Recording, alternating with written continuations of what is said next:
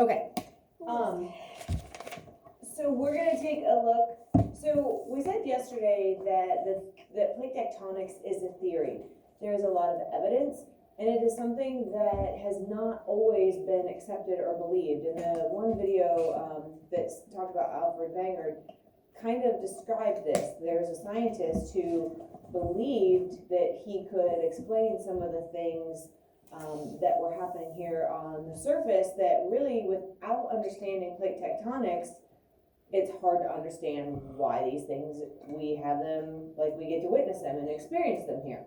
How did mountains form, right? How do we have volcanoes? What are earthquakes?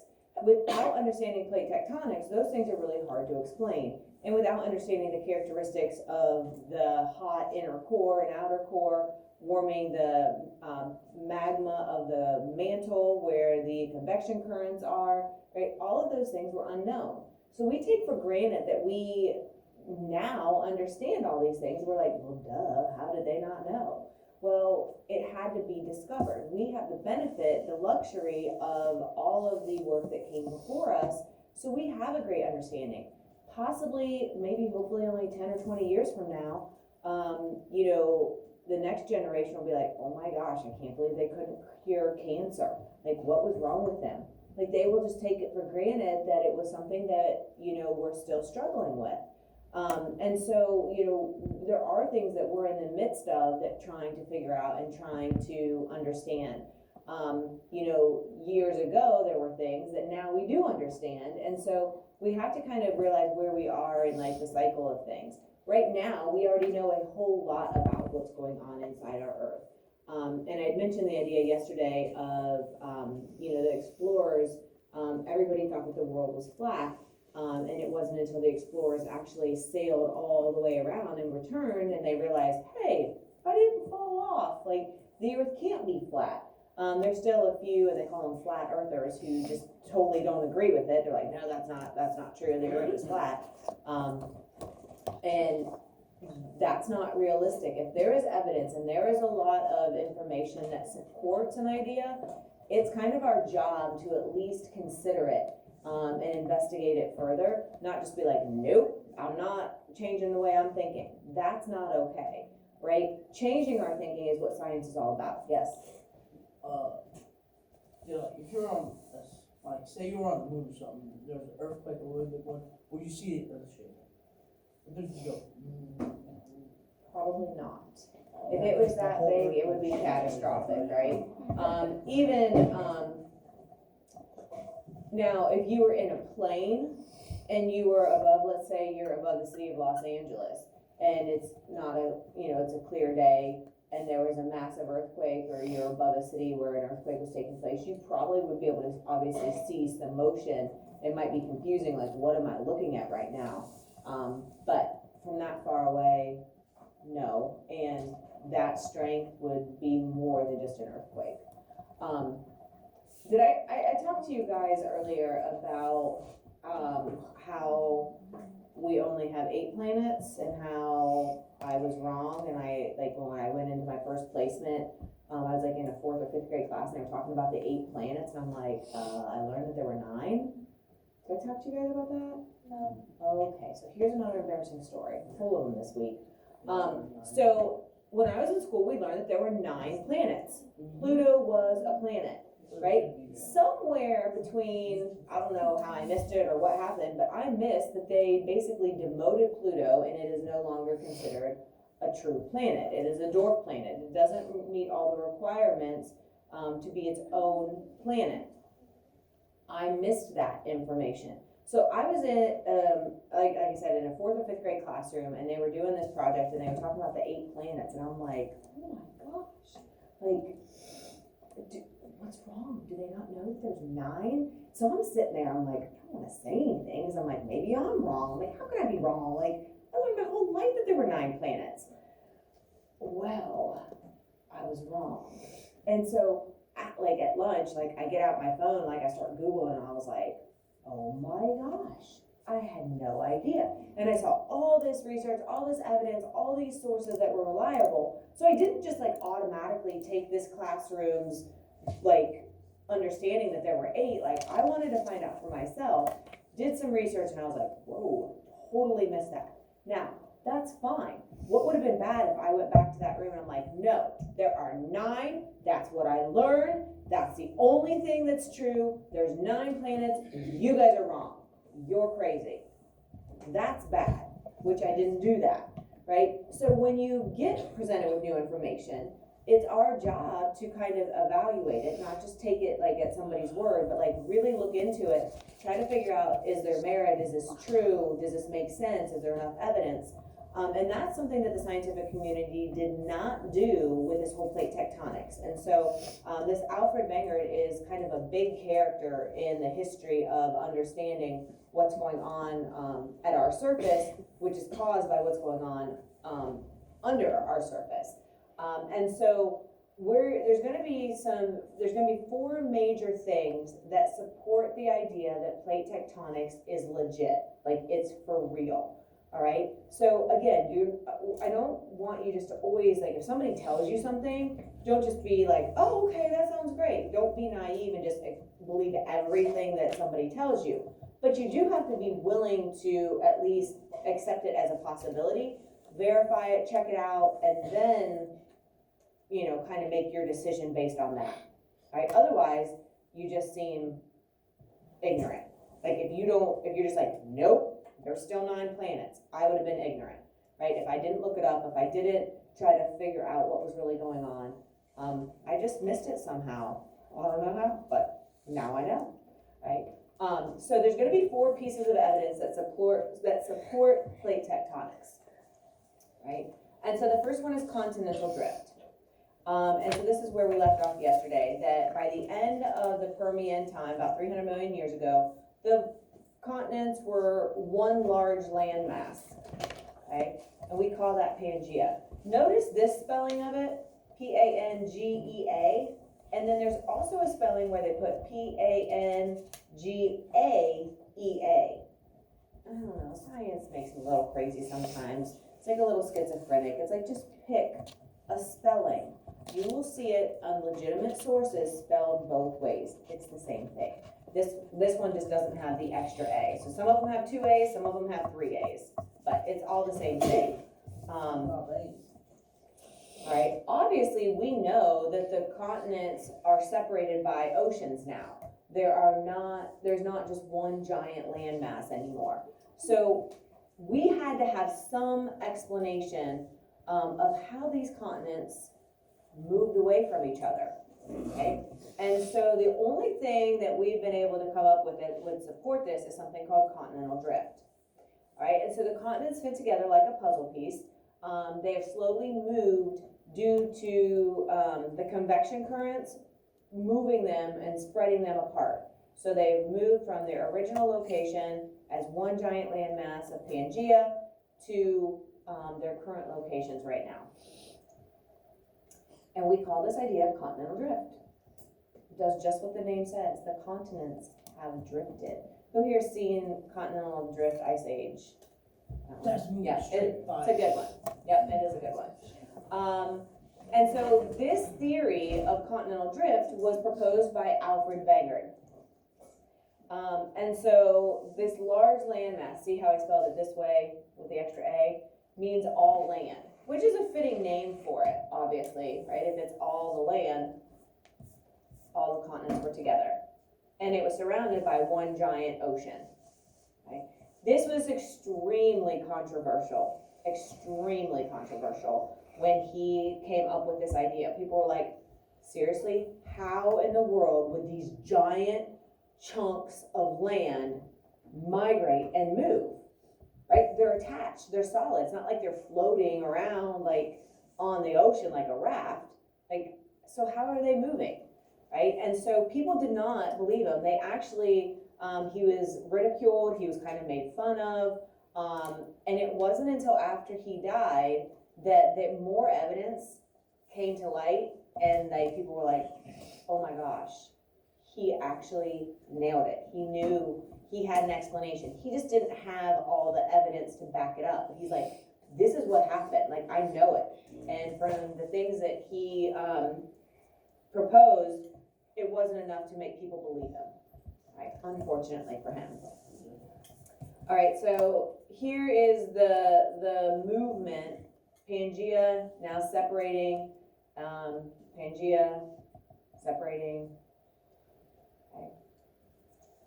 And so, any idea how, like, what evidence could support this idea? What could support the idea that the continents could have drifted? How would scientists be able to prove that, maybe? Finding bones from the same dinosaur in 2 different continents. Okay, it's continents that are now separated. Okay, absolutely, that is one good way, right? Kind of following those lines, you're gonna see that we also can match up rock types, very specific rock types and features that are now separated. And so there's gonna be some things like that. So right now we are on the first piece of evidence to support plate tectonics, which is continental drift. Continental drift itself has 4 pieces of evidence that support why this idea of Alfred Wegeners is legit and did happen. And so just like Zach said, there are fossils from Minosaurus, which is kind of like a ancestor of the alligator or crocodile, that have been found in South America and on the western coast of Africa. Well, Pangea had these 2 continents smack next to each other. Obviously, they are separated by a giant Atlantic Ocean now, right? So the Minosaurus was a freshwater and land mammal. So, a reptile, excuse me. So how could it swim across a salt ocean? Ah. How big were those things? Well, they're not that big. They're just zoomed in so you could see them. Like, they just magnified how big they look. So they're about the size of a normal alligator? Yeah. Oh. So if the continents were separated, how, and like, it's very specific. Those remains are really only found in those 2 locations. They're not found everywhere. They're very specific to those spots. So sounds like, well, maybe like boats. Well, there weren't boats then. How would they have gotten there? They can't fly. Oh, the curtain. Yeah. So there aren't a whole lot of realistic explanations, right? So this is not the only example where fossil remains are on opposite continents that used to match up, if you agree with Pangea, and now they're separated. So there are a lot of examples like this. So some people started to theorize, wow, okay, maybe the continents used to be joined, and then as they started to separate, some of them stayed here and some of them were here as the separation happened, and they just naturally, drifted apart when the continents were moving. And so the Minosaurus, again, is not the only example of this. Idea or evidence number 2 to support Alfred Wegener's idea that the continents have drifted are these tropical plants, right? They're found in very, very Arctic, frozen areas today. How can you find a palm tree in the Arctic? There's remains of tropical plants that could never have actually grown there at the current location that they are today. Yes? And was it Antarctica further up? Like when Pangea was still there?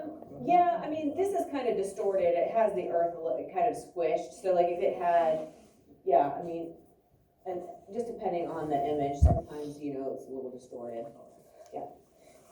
So again, tropical, warm plants can't grow in the Arctic, right? And so the reverse of this is also true. We already talked about some of the evidence that glaciers can leave, like striations, those big chunks that were plucked and then they were grinded across the bedrock. There's evidence of glaciers where it's now tropical. We can't have a glacier at the equator, right? It never could have formed, right? It never would have lasted, all right? And so This evidence is showing these continents couldn't be where they are today, like they couldn't have always been there, right? So if you look here, the white obviously is the glaciers, and it makes sense, as Pangea, you have these glaciers, these huge, huge mounds of frozen ice and snow, and then as the continents separated and drifted, now you have, like, this is the equator. There's glacial evidence right here and right here, very, very close to our hottest, most intense heat of our entire Earth, right? So again, it just logically, it doesn't make sense. You can't ignore that kind of evidence. Nothing else can form that type of glacial remains, or like the eskers and the kettles and the striations. Like, there's lots and lots of evidence that glaciers were there. Okay, so to support continental drift, we have fossils found on similar locations that are separated today. We have climate, where we have tropical plants and glaciers that don't logically make sense that they would exist in the current climate that they are found in today. Also similar rock types. So if the continents were once combined or joined, if you look, this is the arrangement right now. We have North America separated, by the Atlantic Ocean, and then we go over here to the west coast of Europe with England.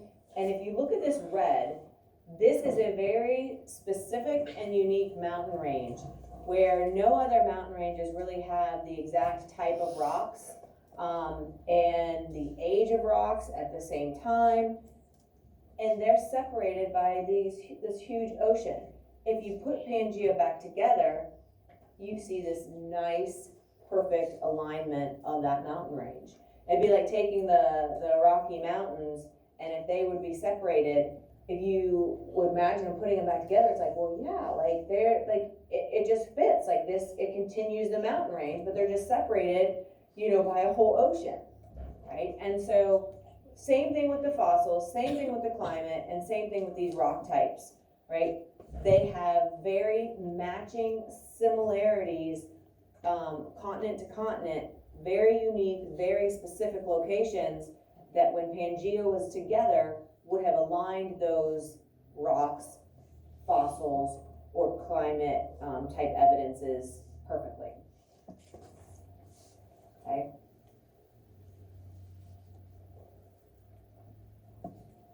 And there's a lot of similarities between the features and the land of South America and Africa. And again, that makes sense if you think of them being connected at one time, right there as Pangea. So not only are there so many dramatic mountain ranges that are similar, but there's just the normal composition of the land are very similar. Okay. And then finally, the most obvious, the similarities of the coastlines. Now, it's not exact, but man, it fits pretty well, right? It fits pretty well. Too well for it to be just like random or by chance. Yes? I have two things. Okay. One reason it might not be perfect, it couldn't be because of like erosion and stuff. Absolutely, yeah. So the coastlines are not going to line up perfectly because of that normal wear and tear, weathering, erosion, any of those things that we've already talked about for sure. And they actually align better where the plates come together versus what we see on the surface.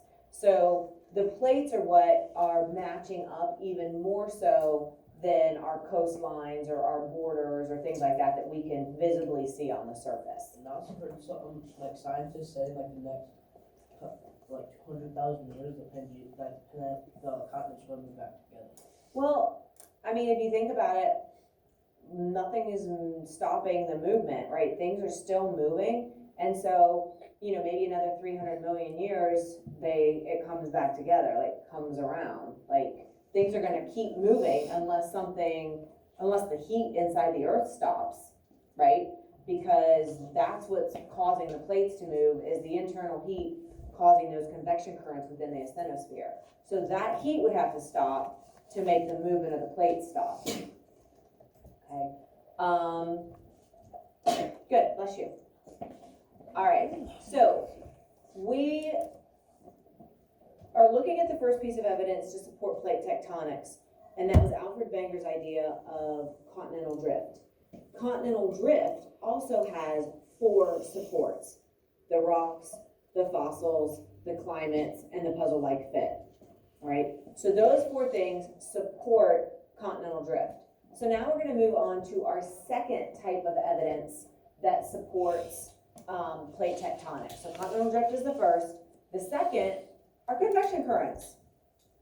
Okay, and there was another scientist named Sir Arthur Holmes who was the first geologist accredited with understanding what is responsible for causing this plate movement. He discovered that the Earth's plates move because of what's going on inside of the Earth. There has to be a force at work causing the plates to move, because nothing on the surface is like pushing plates around, right? So it has to be happening from underneath. And so it's these convection currents in the asthenosphere that we know are responsible for moving them. So if we have the asthenosphere here, the lithosphere is sitting on top of it, and that's where the plates are, right? That upper mantle and the crust. And so if you think of that example that Bill Nye gave, where he had like that pan and it was over the fire, that big campfire of science, he called it, and he had those plates sitting on that gooey, hot liquid. Well, as it warmed up, it started to move the plates. As it started to bubble up, You're fine. it was just like, all the convection currents that we saw. It had hot, becoming less dense, causing it to rise, then it gets away from the heat, it cools, then it becomes more dense, and then it sinks again. But now it's back by the heat, so it starts that whole cycle again. And so when he understood that, hey, we have this hot magma that, it makes sense it's going to follow a convection cycle, and it does. This heating, rising, cooling, sinking. Just repeats and repeats.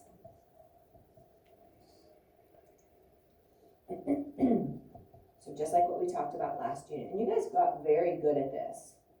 All right, so remember I said last unit, we're not moving away and forgetting everything that we learned. We have to keep using it and applying it this unit, which is nice. And obviously we know that the less dense rises, more dense will sink, and that causes that continual pattern and cycle. All right, and so we know that energy from the convection currents comes from the core. And I really like this. You can see like how hot it is, right? And it's just heating all this up, and then it gets away from it and it gets cool, and then it will become more dense and sink, and then it's by the heat again, and just on and on. Yes? Isn't that how the lava lamp works? Absolutely.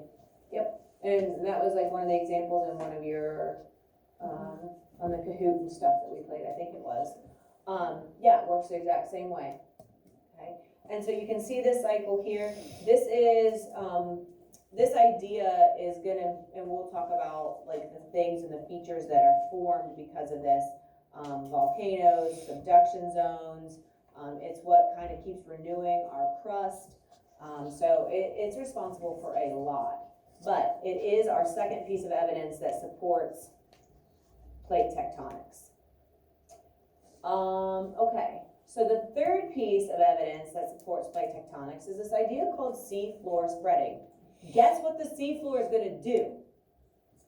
It's going to spread, just like the continents are going to drift, right? So a lot of what these are, these evidences, they sound exactly like what they do. The sea floor is going to spread, all right? And that's exactly what happens. So you have this hot, less dense material under Earth's crust, and it starts to rise towards the surface at these things that we call ridges. So here's our asthenosphere.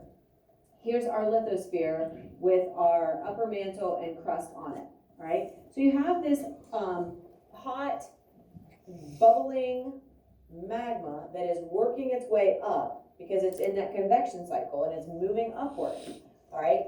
And so if you have these plates that are on that asthenosphere, they're going to start to move.